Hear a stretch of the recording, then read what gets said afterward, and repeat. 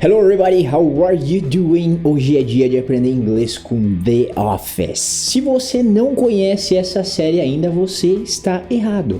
The Office é uma série de comédia que se passa dentro de um escritório. Eles têm ali uma equipe e principalmente um chefe um tanto quanto peculiar. E se você gosta de comédia, essa daí com certeza precisa entrar para sua lista. É uma série muito bacana para você aprender inglês, também entra dentro da categoria de sitcoms, só que aí a velocidade de fala e vocabulário tende a ser um pouquinho mais complicado do que quando a gente compara a séries como, por exemplo, Friends, ou How I Met Your Mother, ou Modern Family, mas também é uma ótima opção para você praticar e aprender inglês. Se você não curte spoiler, pode ficar tranquilo, a cena que a gente vai assistir é do primeiro episódio, então sem spoiler nenhum. Antes de iniciar o vídeo, já vou pedir para você deixar o seu like, você que já tá aí acompanhando, a gente já tá crescendo o canal, muito obrigado aí a todos vocês. Deixa o seu like, se você ainda não é inscrito, inscreva-se no canal que a gente tá postando aqui aulas semanalmente, aulas com conteúdo, aulas com dicas, ajudando a nossa comunidade a aprender inglês de graça e com qualidade. Agora sim, então, without further ado, let's get started.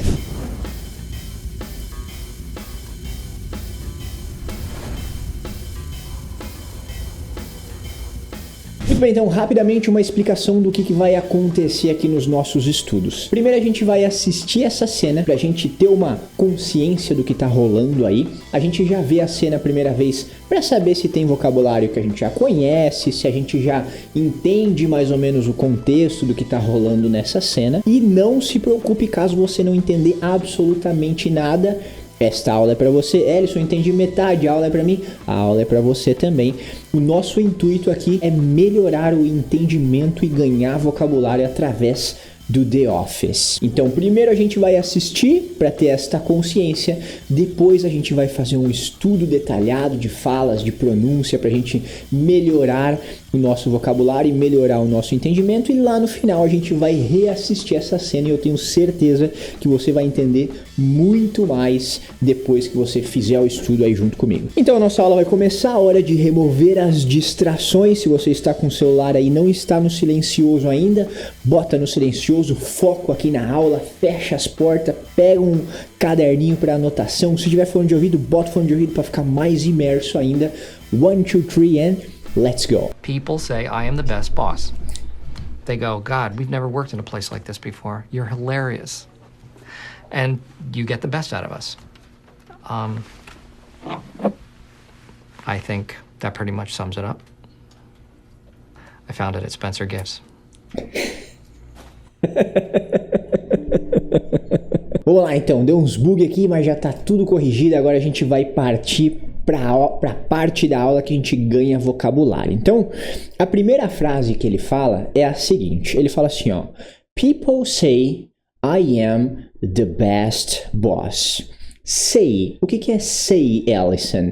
To say significa falar, dizer, né? Dizer também se encaixa em alguns casos. Então, as pessoas dizem, as pessoas falam, people say, I am the best boss. I am é o verbo to be, não é mesmo? I am é eu sou ou eu estou.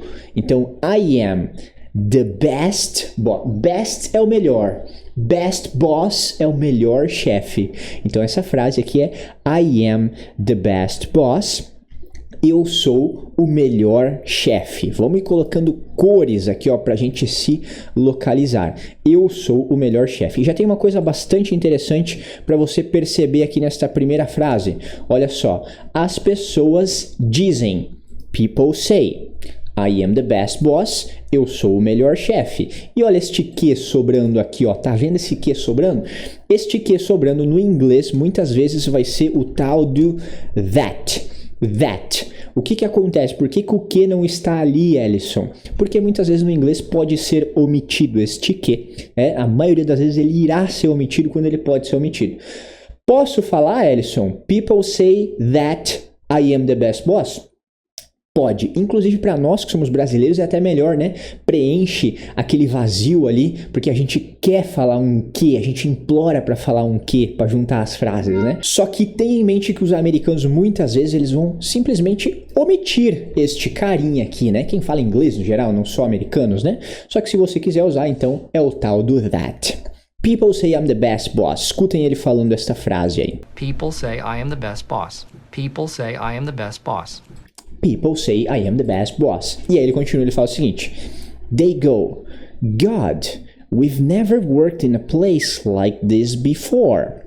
God, we've never worked in a place like this before. Então, vamos lá. Esse they go, tá vendo que a tradução é de novo elas dizem, elas falam. A gente pode usar o verbo go para fazer algumas coisas. Deixa eu aumentar um pouquinho isso aqui, ó, ficar um pouquinho maior, vamos lá. O que é o to go? Vai de maneira geral, to go significa ir. Então, por exemplo, I go to the gym every day. Eu vou para academia todos os dias. Então, o go é ir, né? Eu vou, I go. Você vai, you go. E assim por diante.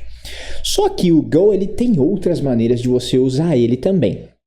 Quando você fala assim, ó, they go, você pode estar querendo dizer elas falam, ou para você reproduzir o que alguém disse. Então, geralmente você usa they go, e aí você usa a frase que as pessoas dizem, que as pessoas falam, né? Então, olha só, tá exatamente assim aqui, ó. They go, elas dizem, God, Deus, we've never worked. O que é we've never worked, Allison? A gente não vai entrar aqui nas firulas gramaticais, mas para quem quiser saber qual que é o grammar tense que a gente usa aqui nessa frase, o grammar tense é o present perfect, tá? Present perfect. Não falarei sobre present perfect, é só para quem quiser ter curiosidade de pesquisar, aí fique à vontade. Present perfect, mais ou menos, ele fala do passado. Então, de maneira bem direta e reta, we've never worked significa nós nunca trabalhamos. Passado, né? Eu nunca trabalhei. Nós nunca trabalhamos. We've never worked. Só por pura curiosidade, se você quiser saber o que é este carinha aqui, ó, esse v, né? Ele é um have. O have, ele faz parte da estrutura gramatical do present perfect. Não necessariamente ele terá uma tradução. Ele só está indicando que essa estrutura aqui gramatical é o present perfect. Por isso que eu não gosto de entrar em assuntos gramaticais, porque às vezes complica a nossa vida. De maneira geral, we've never worked é nós nunca trabalhamos. Em nenhum momento das nossas vidas, desde quando eu nasci até hoje, nós nunca trabalhamos. We've never worked. Vamos colocar uma corzinha aqui então. We've never worked, vamos lá de azul agora. Faltou até um nós aqui, vou colocar. Nós nunca trabalhamos, we've never worked, in a place, em um lugar, in a place, em um lugar. E quando a gente fala rápido, fica assim, ó, in a place, in a place, in a place. Like this. Esse like aqui é bem bacana, porque se você sabe o que é like e você já deu like nesse vídeo, você sabe que o like, então, to like é gostar. I like ice cream, eu gosto de sorvete, right? Então, o like é gostar sim, mas o like, ele tem um segundo significado que é bem bacana, que é o como, pra gente comparar. Por exemplo, I am like my father. Eu sou como o meu pai. I am like my father. Então é uma maneira de a gente comparar duas pessoas. Eu e o meu pai, eu sou como o meu pai. Então aqui ele está sendo usado desta maneira, para comparar. Tá? Like this é como este. Como este. Vamos colocar aqui um verde em um lugar. Como este. Before é antes. Então vamos de frase inteira. They go, God, we've never worked in a place like this before. Elas dizem, Deus, nós nunca trabalhamos em um lugar como esse antes. Vou tirar esse carinha aqui que ele não é o lugar dele ainda. Vamos ouvir ele falando isso daí. They go, God, we've never worked in a place like this before. They go, God, we've never worked in a place like this before. Ele fala meio rápido, então aconselho que você volte e tente encaixar mais algumas vezes. Volte, olhe para a frase, continue, né? Fica olhando para a frase aqui enquanto você ouve ele falando. Faça isso algumas vezes até o seu cérebro começar a encaixar as informações. Isso vai acontecendo conforme você for repetindo, né? Prestando atenção e fazendo isso conscientemente. Ele continua, ele fala assim, ó, you're hilarious. Esse your aqui, ó, your, a gente pronuncia bem assim, ó, não é your, não é your. Então este your aqui nada mais é que o verbo to be de novo. Você é ou você está. E hilarious é hilário, muito engraçado, né? Alguém é hilário, alguma coisa é hilária, essa coisa é muito engraçada. Então, elas falam que nunca trabalharam num lugar como esse antes. Elas falam, você é hilário, you're hilarious, né? Claro que ele tá falando dele mesmo ali, né? Obviamente. E elas falam isso aqui também, ó. And you get the best out of us. And you get the best out of us. Vamos lá, parte por parte. Isso aqui, o best a gente já viu o que é, né? O best a gente já viu que é o melhor. Tá vendo aqui, ó? The best boss, o melhor chefe. Então, best é o melhor. Agora, essa expressãozinha assim, ó. Essa expressãozinha aqui, ó. Get the best out of. Vou botar ela aqui do lado para você entender como que ela funciona. O get ele vai funcionar como tirar nessa frase. Então, o get vai ser algo como tirar, né? Nessa frase aqui, tira, não tirar. Tira, né? Porque é you get, é você tira, né? Olha o you aqui, ó. You get, você tira. Então, o get aqui vai ser tira. The best é o melhor. Então, você tira o melhor. Out of vai ser de. Out of, junto com o get, vai fazer a função de. Ou seja, tirar o melhor de mim, se fosse mim, seria me. Get the best out of me, tirar o melhor de mim. Get the best out of us, que nem está na frase aqui, ó, é tira o melhor de nós. Ou seja, o chefe faz as pessoas trabalhar tão bem, faz elas se sentirem tão bem, né? E ele tira o melhor delas, o melhor que elas têm a oferecer, ele consegue tirar. Essa é a ideia da frase, tá? Então, out of vai passar essa ideia de, daquela pessoa, né? De, e neste caso aqui é us, que é nós. Então, frase inteira de novo. And you get the best out of us. Agora tem uma dica bem legal de pronúncia. Este out of us vai ficar assim, ó. Ó, presta atenção como é que vai ficar, porque isso aqui você não vai ouvir as pessoas falando out of us. Você vai ouvir elas falando assim, ó. Out of us. Out of us. Out of us. É assim que ele vai falar. Out of us. Out of us. You get the best out of us. You get the best out of us. Vamos ouvir ele falar para ver se realmente a gente consegue pegar isso daí? And you get the best out of us. And you get the best out of us.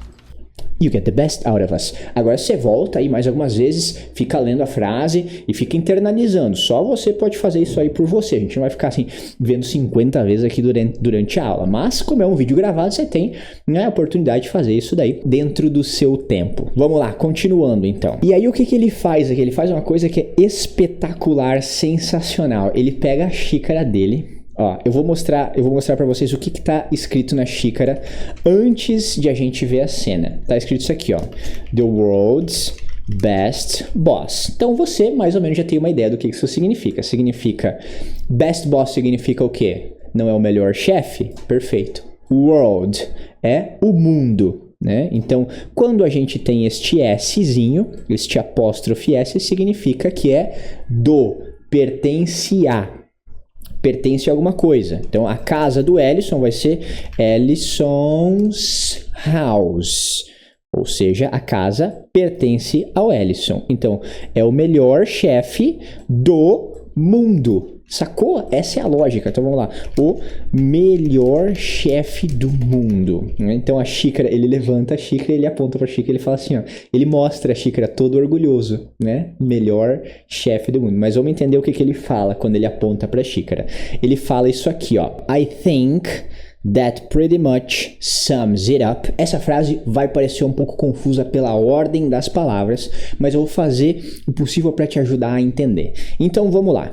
Este I think, você talvez conheça, é eu acho, eu penso, tá? Então esta frase aqui, esta primeira parte aqui, significa isso. Eu acho. Você quer falar assim, ó, eu acho que vai chover. I think it will rain. I think. E aí você fala o que você acha. Muito bem? Então, eu acho é I think. Agora, este that aqui, lembra que ali em cima eu falei para vocês que that significa que, por exemplo, um que de meio de frase. Aqui ele não significa que, ele está falando isso, ou seja, a xícara, né? Ele vai apontar para a xícara e ele vai falar that, né? Eu aponto para a garrafa e eu falo that. Eu posso estar falando isso, ou se estiver mais longe, o that vai significar aquilo, certo? Então, algumas traduções, algumas vezes a tradução do that vai ser isso, algumas vezes a tradução do that vai ser aquilo. Nesta frase vai ser isso. Então, este that aqui representa o isso. Muito bem? Até aqui tudo bem? O pretty much a gente vai deixar de lado agora e a gente vai falar do sums it up. Sums it up é o seguinte, vamos lá. Agora, ó, o to sum up é um phrasal verb. O phrasal verb começou com os termos de professor chato. Professor é uma coisa complicada, né? Ele tem que falar uns termos difíceis para mostrar que ele sabe e tal, para ele, né, subir no pedestal. O sum up é um phrasal verb. O que é um phrasal verb, Ellison? Simplifica para nós, hein? Phrasal verb é às vezes 2 ou 3 palavras que vai ter um significado só. Então você não vai olhar para isso como sum e você não vai olhar para isso como up, como se fossem 2 palavras, apesar de ser. Você vai olhar para isso como a palavra resumir. Sum up é resumir. Muito bem? E o que é este isto ali no meio, Ellison? Sums it up. Sums it up. O que é este isso aqui? Vou tentar mudar um pouquinho isso aqui para você entender o que significa este it ali no meio. Eu vou falar assim, ó. Eu quero falar o seguinte. Eu vou resumir essa história. Então, o que eu vou falar? I will sum up the story, ok? Eu vou resumir, eu resumirei the story, a história, ok? Eu posso escrever assim, essa é uma maneira. O que acontece com alguns phrasal verbs é que a gente pode abrir eles e colocar a informação a que eles estão se referindo, ou seja, o que eu vou resumir aqui? Eu vou resumir a história. Então eu posso pegar a história e colocar no meio do phrasal verb, exatamente como eu acabei de fazer. Então isso aqui é possível fazer no inglês. I will sum the story up. Certo? Este it aqui provavelmente ele está falando da situação, né? Disso aqui, ó, de ele ser o melhor chefe, não sei o que lá. Então a situação é isso. E no inglês o it é isso. Como a situação é uma coisa, no inglês a gente trata coisas como it. Então ele está falando de toda essa situação de ele ser o melhor chefe, certo? Então é por isso que esse it está aqui no meio. Muito bem, entendemos então, Ellison, que o sum up aqui ele está passando a ideia de resume. Vamos lá? É isso mesmo? Então, ok, resume. E agora então o pretty much fica fácil. O pretty much é esse muito bem. Só que, Ellison, tá lá no final, por que isso? Pois é, aqui entra uma coisa muito interessante para você entender.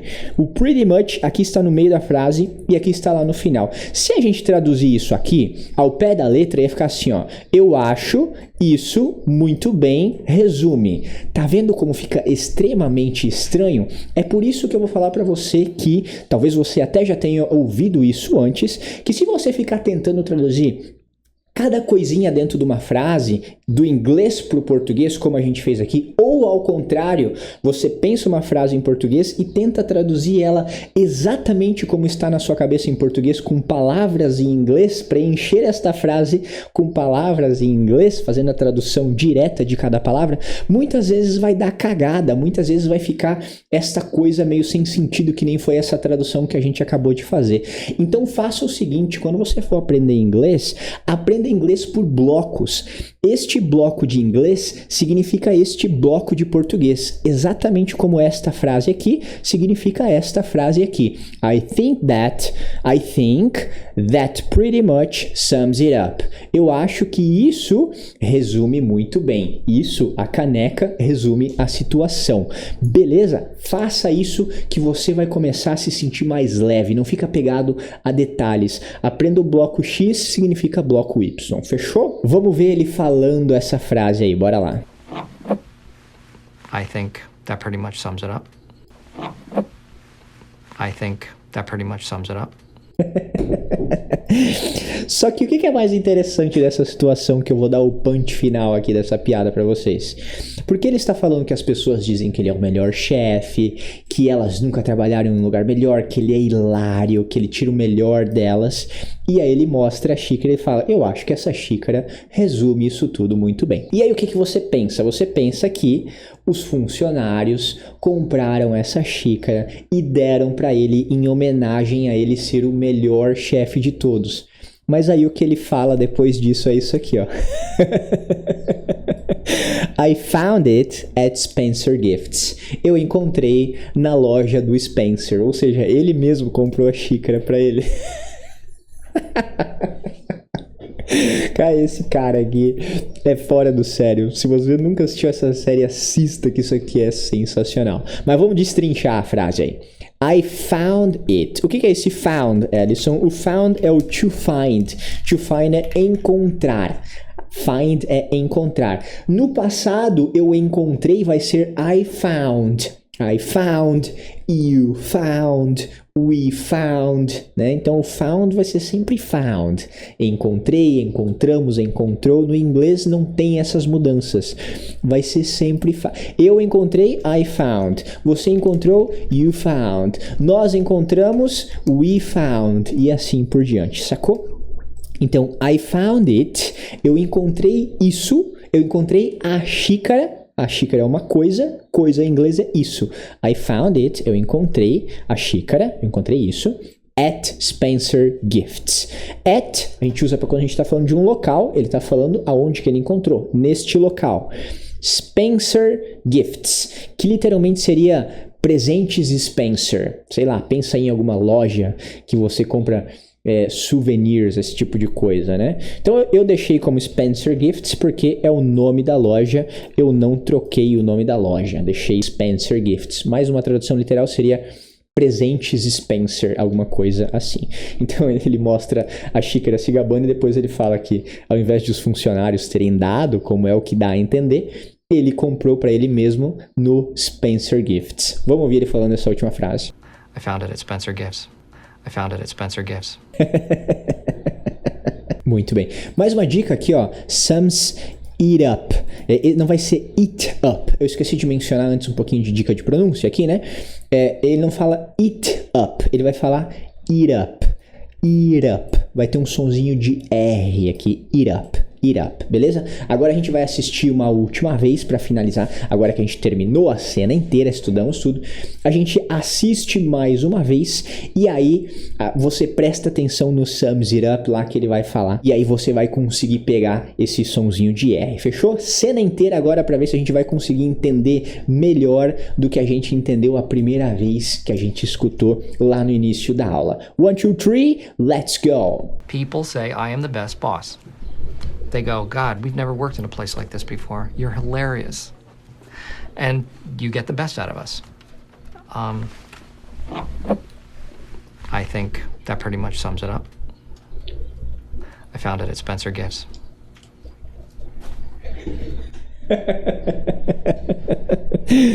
Oh my God, that's awesome. Muito bem, gente, terminamos a nossa aulinha por aqui, então espero que você tenha aí curtido a aula, espero que você tenha ganhado mais vocabulário, espero que você tenha melhorado a sua compreensão. Se você lá no começo entendeu, não sei, 10% e agora você entendeu 20%, 30%, já houve uma grande melhora.